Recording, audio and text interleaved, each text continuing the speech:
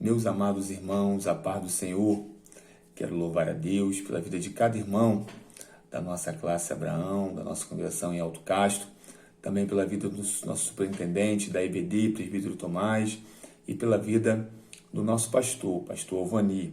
Estamos aqui para mais um devocional orientado pela nossa revista Betel, da Escola Bíblica Dominical, que hoje está previsto lá no capítulo de número 17 de Gênesis, apenas versos 18 e 19, que nós vamos ler. Então Abraão disse para Deus: quem dera que Ismael vivesse sob a sua bênção. Deus lhe respondeu: na verdade, Sara, a sua mulher, lhe dará um filho, e você o chamará de Isaque. Estabelecerei com ele a minha aliança perpétua para a sua descendência. Aleluias. Então, meus irmãos, nós estamos entrando em mais uma semana. Glórias a Deus. Mais uma semana. Já estamos indo para a lição de número 8. No próximo domingo, nós estaremos estudando sobre o Isaque, o filho da promessa. Nós vimos bastante coisa até aqui. Nós estamos indo agora para o capítulo, basicamente o capítulo 26. A próxima lição vai tratar do capítulo 24 ao 26 de Gênesis. Nós já vimos bastante coisa. O último capítulo que nós estudamos na lição do último domingo foi o capítulo 22, que quando Deus manda Abraão oferecer o seu filho, o filho da promessa, Isaque, em sacrifício. O capítulo 23 narra a morte de Sara. E o capítulo 24 vai começar a dar detalhes sobre as andanças de Isaque. Então, Isaque, Deus prepara uma esposa para Isaque. Aí aqui tem uma interrupção para falar da relação de Abraão com Quetura e a descendência. E logo depois fala da peregrinação de Isaque na terra dos filisteus. Então, basicamente, vamos estudar o capítulo 24, que é o casamento de Isaque com Rebeca, e o capítulo 26, que é a peregrinação de Isaque na terra dos filisteus. Nós já vimos bastante coisa até aqui. Essa lição do próximo domingo, ela retoma um conceito que nós já trabalhamos, né? Nós temos dito que após a saída do casal do Jardim do Éden, Adão e Eva, é literalmente expulso do Jardim do Éden, e a partir dali estabelece duas linhagens. Nós vimos que, muito embora o pecado tenha provocado alienação entre o homem e Deus,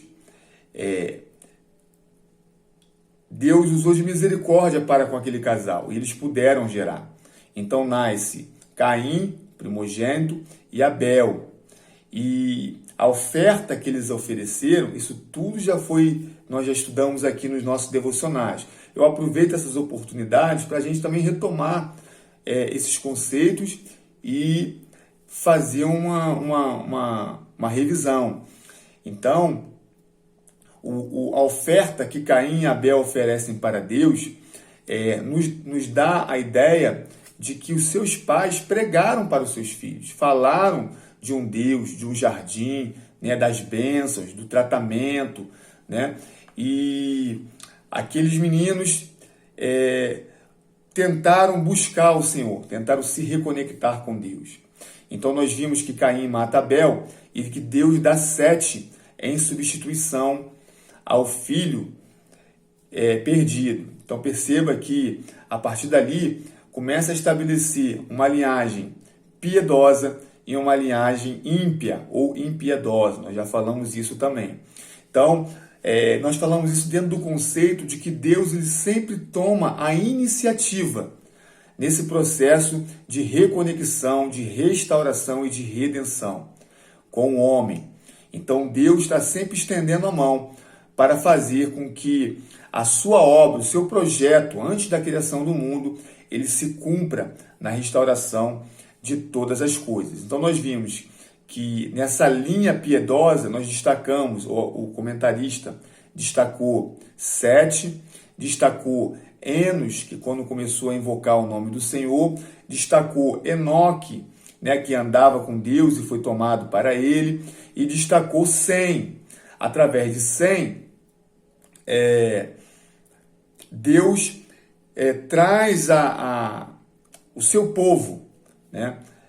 O povo santo, o povo escolhido, de onde viria o Messias. Então, de Sem, Deus suscita Abrão, né? Que depois passou a se chamar Abraão. E agora, nós vimos que Abraão, ele tem relações com Agar e nasce Ismael. Então perceba que agora Deus vai intervir novamente pela sua soberana vontade para estabelecer o seu povo. Por quê? Após 13 anos, e aí é o texto que nós lemos, após 13 anos que Abraão tinha tido Ismael, Deus aparece novamente a Abraão. Então perceba, queridos, que o contexto aqui é o seguinte: Abraão já é chamado velho, com 75 anos. E nas suas andanças, aguardando a promessa de Deus, eles decidem dar um jeitinho. Então Abraão tem um filho com Agar. Então perceba que aqui, pela leitura que nós lemos, Abraão está se sentindo confortável com aquela situação, porque agora ele já tinha um filho. E aí Deus aparece a Abraão e lhe renova suas promessas. O que Deus está falando a Abraão aqui é literalmente: Abraão, Ismael não é o filho da promessa. Sara, sua mulher, irá gerar. Ele se chamará Isaque e ele será o filho da promessa. Aleluias, louvado seja o nome do Senhor. Então, queridos, aqui nós vemos que Deus, na sua soberana vontade, ele intervém no curso da história para poder suscitar o seu povo, o povo santo, de onde viria o Messias. Então nós lemos que Abraão diz: quem dera que Ismael vivesse sob a tua bênção. E aí Deus responde: na verdade, Sara, sua mulher, lhe dará um filho, e você o chamará Isaque. Interessante que em Gênesis capítulo 17, no verso 17, quando Abraão já velho e Deus lhe faz essa promessa de gerar, é logo no texto acima do que nós lemos. Abraão ri. Ele diz aqui, ó: então Abraão se prostrou com o rosto em terra e riu, dizendo consigo mesmo: pode nascer um filho a um homem de 100 anos? Né? E no capítulo 18 de Gênesis, no verso 12, nós também já lemos em outro devocional, quando Deus renova mais uma vez a promessa do filho a Abraão, Sara, sua mulher, estava escutando. E agora é ela quem ri. E diz assim: depois de velha, por isso Sara riu em seu íntimo, dizendo consigo mesma: depois de velha e velho, também o meu Senhor teria ainda prazer? Né? Então, tanto em Gênesis 17, como em Gênesis 18:12, eles riem de maneira debochada, descredibilizando, desacreditado do cumprimento daquela promessa. Mas, em Gênesis 21:6, quando Deus cumpre a promessa, eu acho lindo esse texto,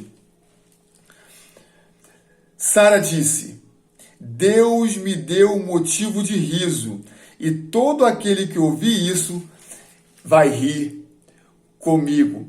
O significado do nome de Isaque é riso, né? E é interessante que Deus substitui o riso de descrédito, o riso de incredulidade, em riso de gozo e alegria, cumprindo as suas promessas. Louvado seja o nome do Senhor.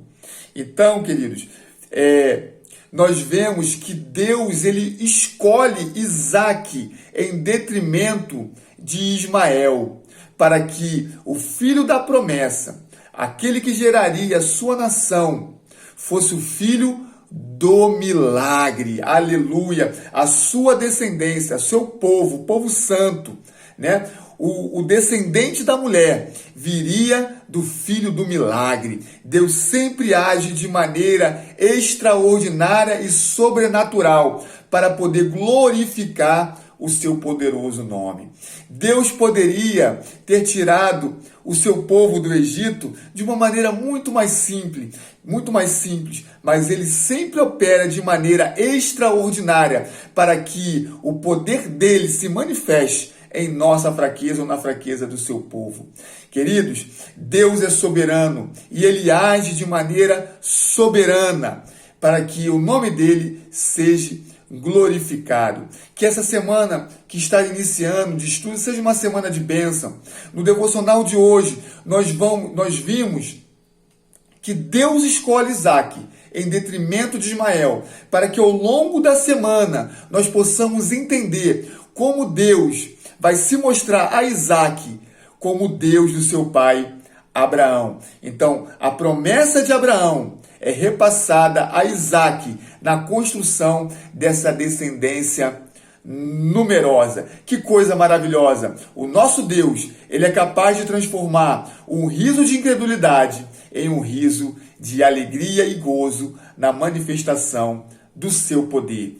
Que Deus nos abençoe, que essa palavra venha trazer vida ao seu dia, alegria ao seu dia, que verdadeiramente hoje, nós temos o riso de Sara, porque todo aquele, Gênesis 21:6, que diz, Deus me deu motivo de riso, e todo aquele que ouvir isso vai rir comigo. Nós rimos juntamente com Sara, porque cremos na promessa que veio sobre a sua vida. Que Deus nos abençoe, te dê um dia de bênção e de vitória, no nome de Jesus. Fique com Deus.